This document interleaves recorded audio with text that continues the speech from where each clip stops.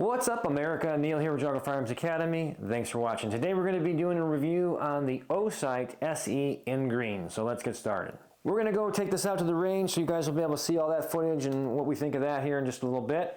But before we do, let's take a look at some of the tabletop stuff, the Optic itself, what to expect, and what I found to be good, bad, and the ugly. For those that watch our channel, you know I'm not a big unboxer.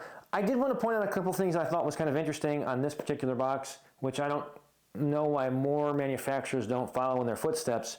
And I will say this, Osight, which is now officially a separate company from Olight, the original, has done some pretty unique things that I think other companies should follow along with. Like the first one here is that this is the box, nobody cares about it, but what it does tell you right up front, very clearly, if you were to find this on a shelf somewhere in a store, is that it's a dot only. So let's just cover that. This is the green version, so they've had the red version already out.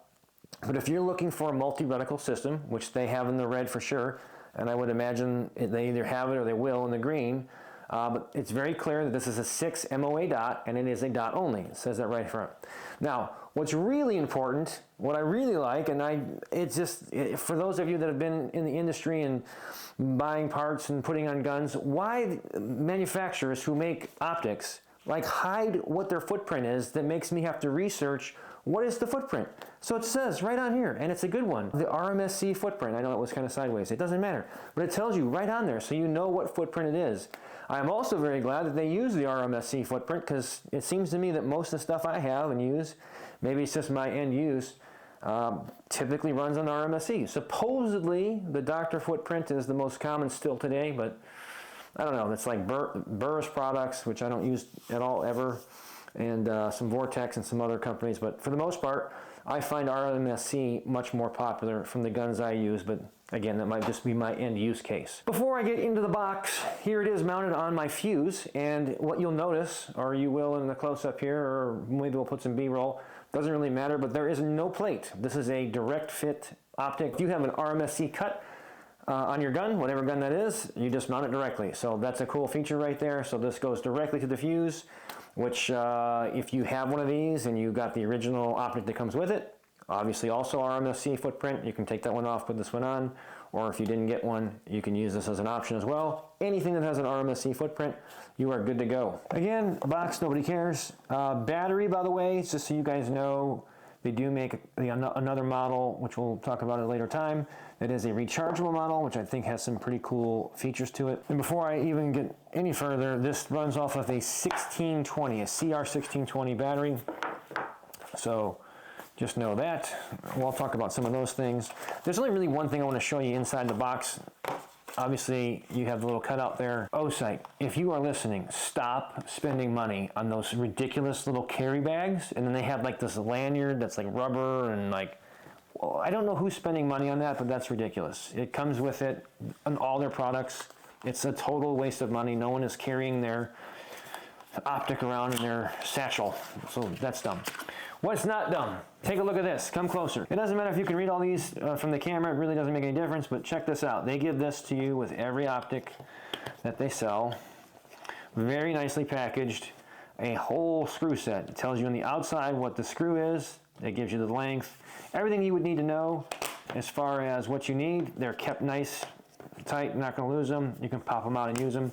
I obviously have a bunch, so I didn't have to use the ones that came with it, but if you don't have any, this is a great little setup that they give you, and it's clearly labeled. I just realized these actually slide off. I did this just now, so that's well. I mean, they put more R&D in this box than a lot of people put in their whole product, so that's pretty interesting. So that's what you get with that. The next thing that matters is this tool. I have a bunch of stuff, so I didn't even take it out. There's other manufacturers that give you a tool as well, but it has the ability to change the battery out and to make your adjustments for windage and elevation, and install and uninstall your optic. They also give you this little yellow card that says read me. It's actually pretty informative. That screw set I just gave you actually has all the torque specs already on it back there, so you can read that. It also has a QR code, so it has operation guide, so you don't have to read the paper one. This one's pretty straightforward, and if you are interested in this model, you'll be an expert by the end of this video. It's not that big a deal. It even gives you zeroing information. One click, by the way, is 1 MOA, but it will explain all of that on here. So actually, not too bad. I kind of like this little card that they throw in there. If you are familiar with the Holosun EPS carry, you are extremely familiar with this guy because it is virtually identical in dimensions. So if you like that size, the EPS carry, that's the size of this. This gun, the fuse does come from the factory with the Romeo X on it that has the side battery, which makes it a little bit wider. So this gives you a little bit thinner profile if that's your jam. But let's talk about what this has and what it doesn't have as far as features go. Because to me, this is kind of the perfect sweet spot. And I'm not just saying that because it's an Osight, I don't really care. I'm not a big auto adjust guy. They make lots of auto adjust. Other manufacturers make auto adjust. And if you're not familiar with that, it simply means that as I move in different lighting conditions, there's a sensor in a couple different places. One's on the top, one's on the front. We'll talk about that in a second. And that will determine the light. As a police officer in law enforcement, when I first got into optics, I'm like, this is awesome. But now using that, I don't hate that. I shut them off all the time and lock them out, and I want it just to be manual, and I want it to be very bright. And that's for a training video of another time where we've made many of them.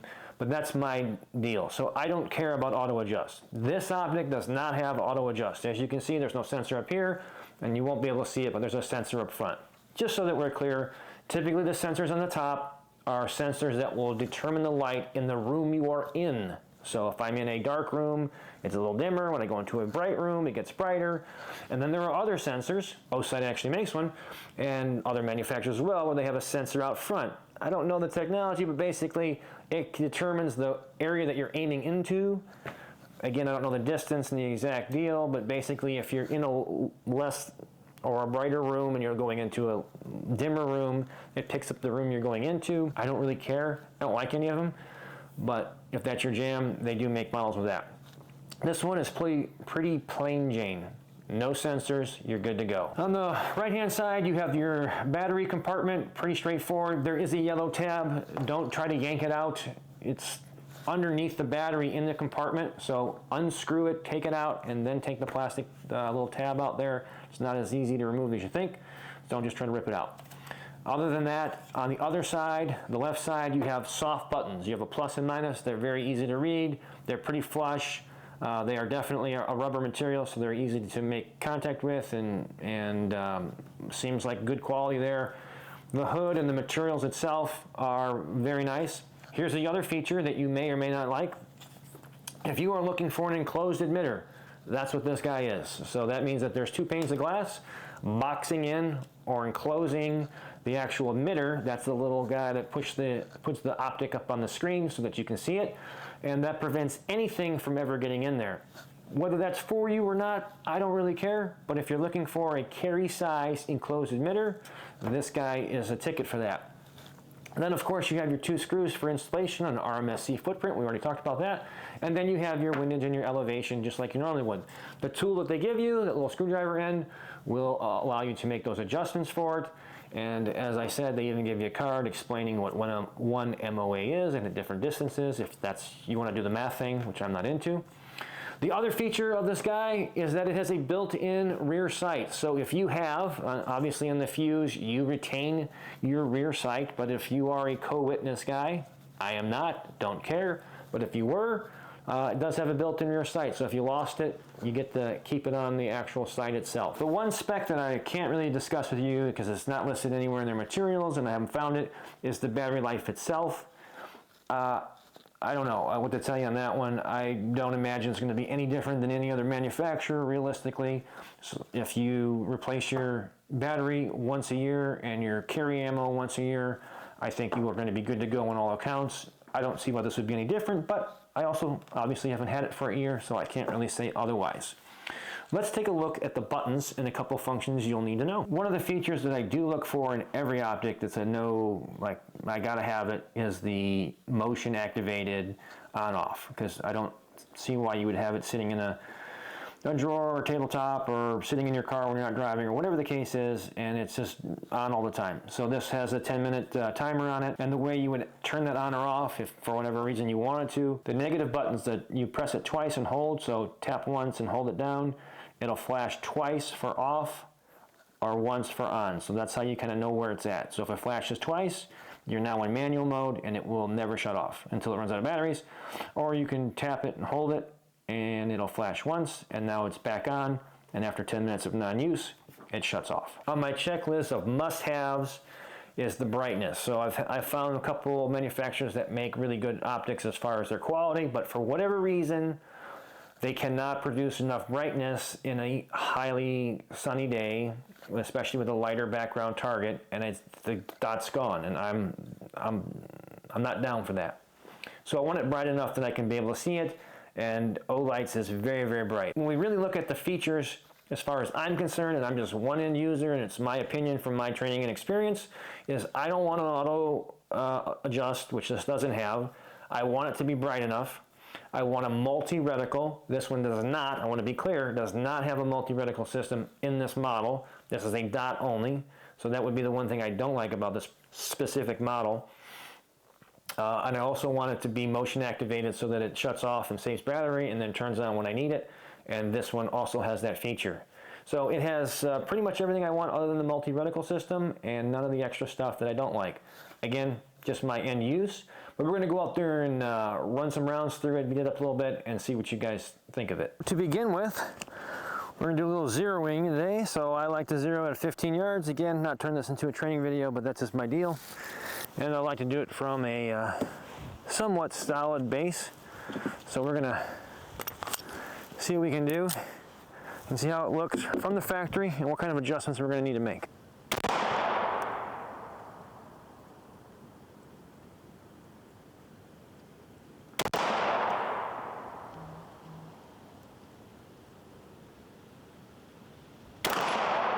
Okay, so we did some zeroing. It took about 9 rounds to get us where we want to be, about 15. So we're going to shoot a little bit more. We're going to rack it off of some hard objects. We got some steel winch bumper here. Rack it a few times and see how if it holds zero or not. See if it's worth its salt.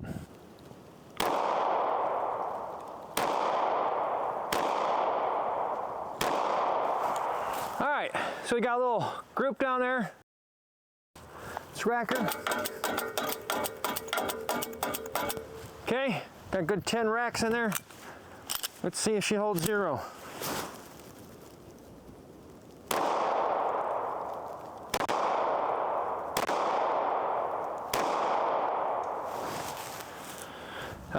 Let you guys take a look, come on. From the first group to the second group. Pretty much zero deviation. We racked it 10 times off that steel bumper. Obviously, I'm not torture testing the whole thing. Let's be realistic. I mean, how many times have you racked your sight off of a steel bumper?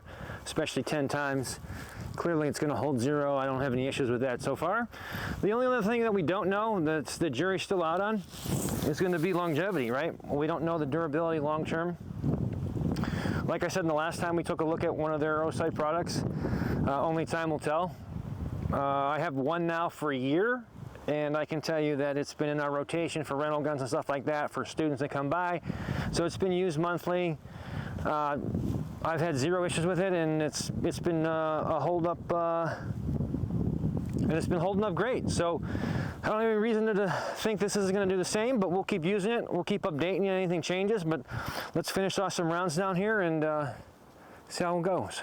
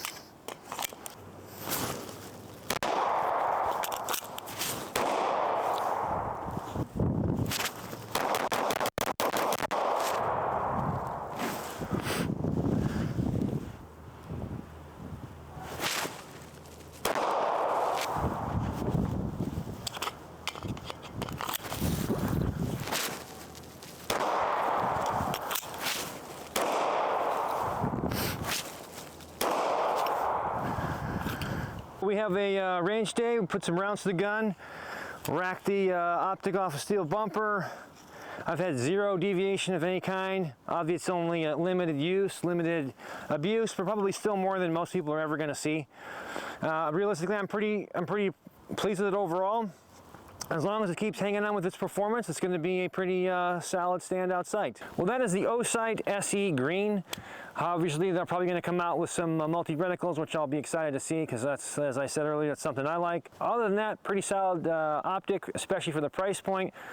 We'll put links down below, but as you know, depending on when you're watching that, it's going to vary quite a bit. But it is, without question, more on the budget side of things. So if you're looking for a budget optic or you're just getting into the optic game, that's a great way to get started. You know where to find us here on YouTube, Instagram, Facebook, and Rumble. We put all our premium content on Patreon. Until next time, remember, it's always better to be judged by 12 than carried by 6.